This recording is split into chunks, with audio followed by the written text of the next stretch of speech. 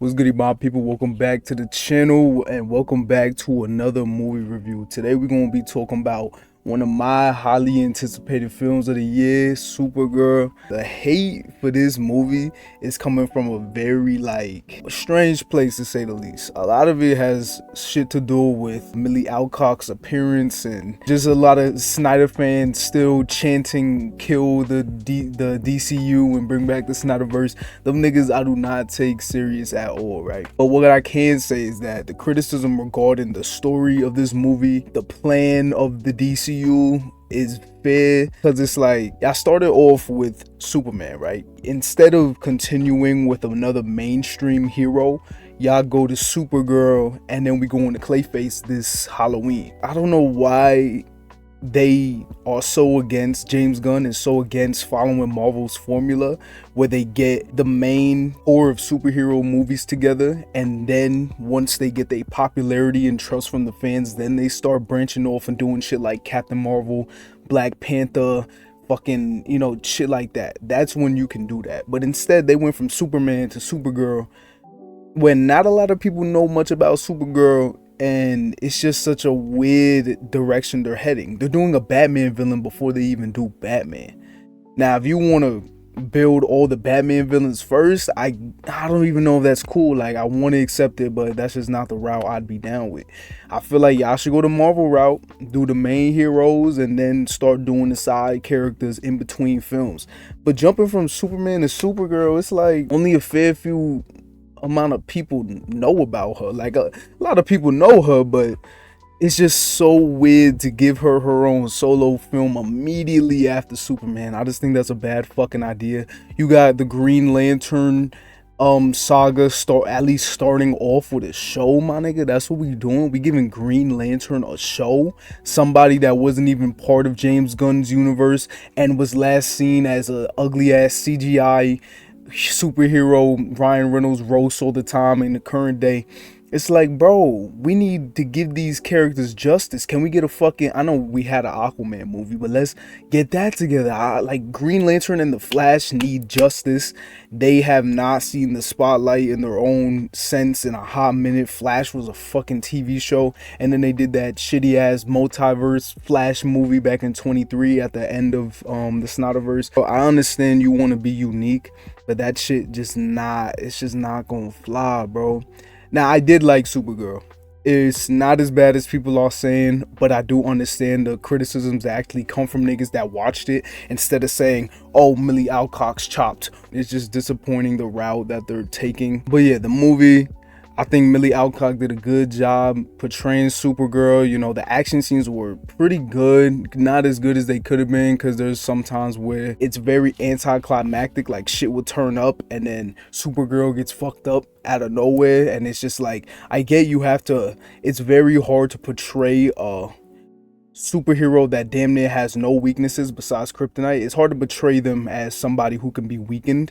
But that shit just happens with Supergirl so much in this movie, where it just feels so anticlimactic. Like, there's a point at the end where she gets her suit back, she saves what the fuck is her name, Ruthie. I'm gonna talk about Ruthie in a minute, but she saves Ruthie on the ship, and then she's like fucking everybody up, and then she gets hit with kryptonite for probably, I think, the third time this movie. And like with Superman, it was more about him getting tricked because he's too kind. You know, they really did a great job showing Superman's weakness. It's not like kindness is a weakness, but it is something that the Lex Luthor and his crew took advantage of. So, you know, there's a time he gets weakened with kryptonite, but even then there's times where he's under the law's eyes. Like the law got him under a fucking microscope, so he has to do everything carefully. He just got to do things a certain way. Now with Supergirl, she does a lot of dumb things. I think she goes to a planet that she knows is basically at nighttime got a kryptonite moon, and during the day it got a yellow sun. So during the day she's the most powerful person alive, and nighttime she pulls up at nighttime and it's kryptonite. I don't know if she knew that. If she didn't know that, that's fine. But there's a point where, you know, on the same planet, she's Supergirl, and then when she's fighting the main villain, I forget his name because he's forgettable as hell, she gets hit with kryptonite arrows, and it's like, I get it, man. Yeah, that is one of her weaknesses, but let's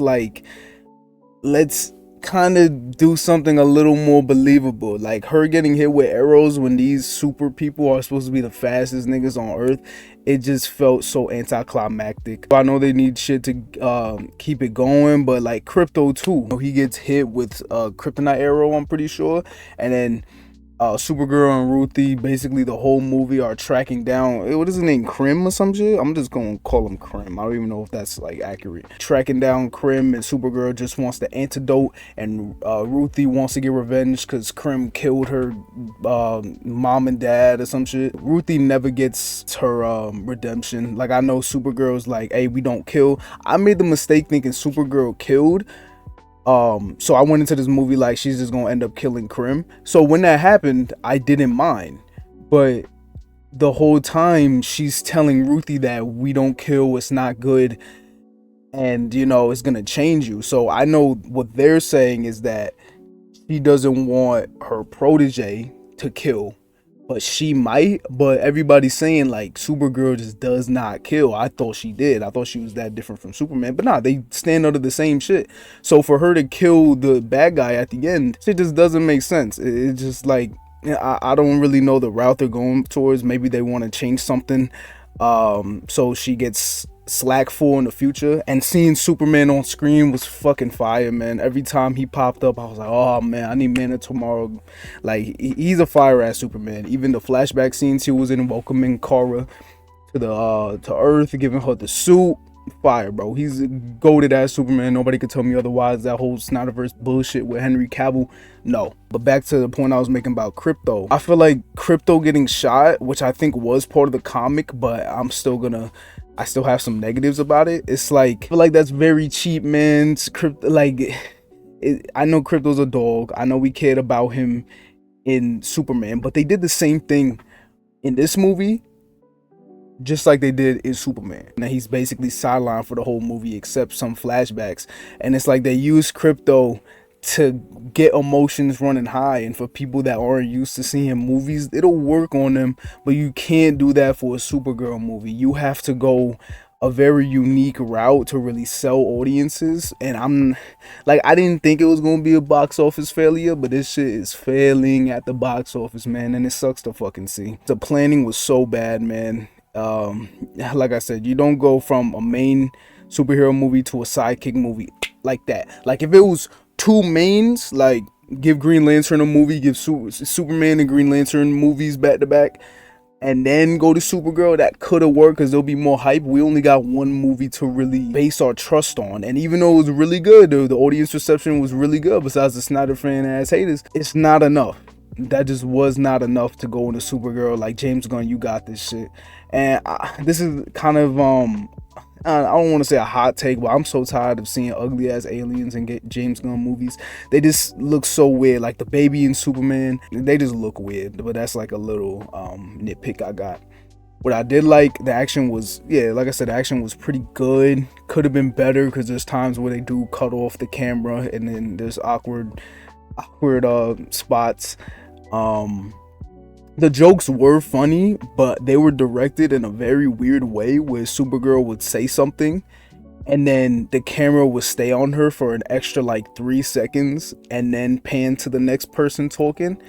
And it's like they want to give the audience time to laugh and, like, you know, get back to the story as soon as they done, but it kind of makes it awkward because she was funny, but not funny to the point where it's like, oh, let's just stop right here and give her that moment. I wasn't fucking with that. This movie kind of felt like it was trying to be like Deadpool 2, with the whole, I gotta stop this little kid from seeking revenge even though I will kill. But it just doesn't work with Supergirl. If the whole character is based on she just doesn't kill, just like Superman, it don't work, bro, because she kills at the end. Like, what was that for? But yeah, like I said, they might bring that up in a future movie, and if they don't, this shit was just something to forget. Yeah, it just has a lot of Guardians of the Galaxy similarities. I know, but James Gunn didn't even direct this shit. If he directed it, it probably would have been better, but it wasn't even by James Gunn. I feel like he made a mistake. I know he can't direct everything. I know Man of Tomorrow is going to be fire. I don't know who's directing Clayface, but that's going to be fire because I think the budget for that was very low. So for that to be a box office flop, low-key, it might be time to cancel. But I'm going to wait. My hope, if Man of Tomorrow is great, just like the first Superman, we good. Let's just stop with the sidekick shit. The fact that we're not getting a Batman movie till 2028, and that's at the earliest, because Robert Pattinson's Batman's on the fucking rise and niggas in love with him. Even though I don't like that Batman, I feel like at this point, just bring him in, bro, because you're gonna have two Batmans competing. The Batman, is it just gonna be a two-parter, or is it gonna be more? Because then you're gonna have two fucking Batmans, and he's gonna be compared to the Batman currently going on, and that shit is gonna be very hard, especially since they got the fucking Suicide Squad writer. And what else she write? Was it Birds of Prey or some shit like that? Oh no, she wrote The Flash 2023 and Suicide Squad 2016. That is not a good look, son. Like, I know you want to get all these underdogs together and create a cinematic universe, but at least take some tips from Marvel. Have a timeline that makes sense. They was not doing no side characters to like phase 3, I'm pretty sure. Like, they was getting character, and then boom, Avengers 1, and then we could really get into their story, but start building these other characters, and boom, one day they might get a movie. There's a reason that Black Widow came in Iron Man 2 and didn't get a movie till 2021. That's like a fucking 11-year difference. Like, there's a reason they did that. Nobody was pulling up to see a Hawkeye or Black Widow movie at the start of the universe. Them shits would have been fucking flops, dog, and this is why Supergirl went down like that.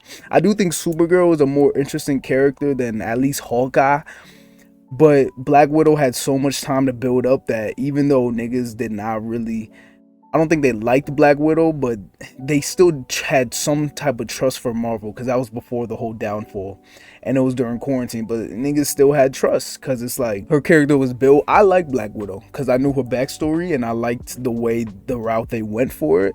Wasn't the greatest movie, but you know, it made sense to drop at the time it did. You know what I'm saying? So Supergirl, man, it was cool.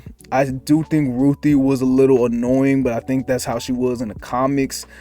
But she never really, I don't know, man. She never strike me as like a badass. Like, she'd always be like, "Oh, Supergirl, you're a dumbass for letting Krim." I think his name's Krim. Let me search him up. Krim.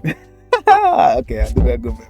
But at one point, Krem kills these two parents that poisoned Supergirl and their daughter because they were trying to trade Supergirl for their daughter back, but he just ends up killing all three. And Supergirl stops Ruthie from killing him or some shit, or catching him off guard, and while doing that, he takes advantage and kills that family, and then Ruthie gets on arrest. Like, why'd you let that happen? Like, she showed signs of, I'ma have this come up where I'm a little girl, but I got some heart. She doesn't really get to that point, bro. Like, there's one point where she's locked up. Oh, with Lobo. Let me talk about Lobo in a second. But she's locked up in Krem's prison with Lobo, and then some guard comes, and then she like jumps on his back and chokes him from behind. That shit was just so unbelievable. Like, it's kind of like a similar situation with Bella Ramsey in The Last of Us Part 2, where it's like, I'm not gonna get on nobody for their natural looks. I do not, like, as long as you telling a good story, is cool. But there's a point where you look young enough to the point where it's like, I do not believe you are gonna be able to do this. It looks goofy. So she jumps on the nigga back and like, I think stabs. He gets like stabbed by the poison pointy things on the prison walls. And it just didn't come off as, oh my god, Ruthie really got it in her to get revenge on Krem. Krem will fuck this nigga up. I do not believe for a second that Ruthie will be able to get revenge on Krem. Like, I know her mentality was a killer, and Supergirl was like, that's not right. But Supergirl, even if you let this little girl do that, it's not gonna fucking happen. Krem will eat her alive, bro. That just wasn't believable. Ruthie came off as annoying. I feel like the character had a lot of shit where she did not believe what she was saying. Like, she pulls up in a bar and she's asking for help, and then she's like, I forget the reward she presented, but everybody kind of gave my reaction where it's like, this little girl looking for Krem, but like, who the fuck is you? You really think that we gonna join your team when you not like that? I don't know. She just wasn't believable. I do not want to see this character in another movie unless she has some serious come up. because that shit was just mad unconvincing. Lobo, I think Jason Momoa did a good job. I don't think anybody's complaining about it. I never been a big Lobo fan. I only ever saw him in Injustice, so whatever the fuck it was gonna be, I didn't have a lot of opinion on it. But yeah, he did good. He was funny. I feel like his action could have been better, like his motorcycle. I feel like they focus too much on the motorcycle and less of what the fuck he's able to do in a fight. Maybe he joked a little too much. Like a lot of the jokes was very Guardians reminiscent, but just not as funny because they're just like characters that just joke. Say something serious, my nigga, please. But the positives, it just wasn't a bad movie, man. Like the action, like I said, was decent. It's just the director could have did a better job. The comedy was funny when directed well. There's some shit that actually seemed like natural jokes flowing from the actors. Millie Alcock, her Supergirl representation was fire. I feel like Krem, even though he was forgettable, was pretty valid, but he's also just a rehashing of Guardians Volume 3's villain, where they just do evil shit for damn near no reason. Like they just do evil shit, and then it's like, this is our threat, this is who they're chasing. But like at the end of the day, these niggas take on threats 10 times more powerful than niggas like Krem and whatever the fuck that black guy's name was in Guardians 3. Y'all niggas could swoop these niggas up so quick and it'll be no issue, but they just had to nerf Supergirl so much to where Krem has the advantage. I don't know, man. Like I don't want them to be overpowered. I want them to show some you know, I want them to hold back because it makes sense.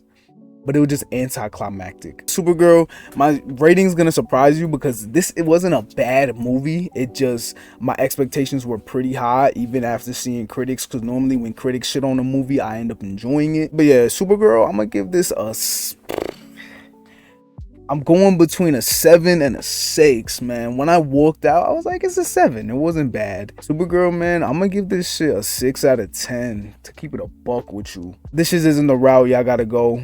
I feel like it would have been way better with a lot more build up and hype behind it if y'all waited after dropping. Like the fact that Green Lantern's getting a show still pisses me off, even if it's gonna be goated. Like Paramount or whoever the fuck owns the rights, fucking Warner Bros, I know y'all want TV shows, I know y'all want to be like Disney Plus, but come on, bro, let's backtrack. Let's get a universe first before we start selling TV shows. That's all I want.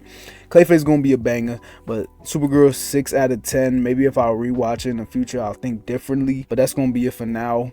Y'all could do so much better. Let's just get the big names out the way first, and then let's start pushing audiences towards movies that drop during the fucking what's it called, it's just a bad idea to drop something like this during the World Cup, because that is not putting asses in seats. If they had nothing better to do, this wasn't a good idea. And this shit is gonna be in theaters for a hot minute because they're gonna try to earn their money back, but it's not gonna work. And then we got Spider-Man around the corner. That's all for this one. I still gotta do Toy Story 5. I don't know if that's dropping before or after this, but it's coming out. Y'all can see I'm disappointed, but I'm mad hyped for Man of Tomorrow and Clayface. But that's gonna be all. I'll see y'all in the next one. Peace out.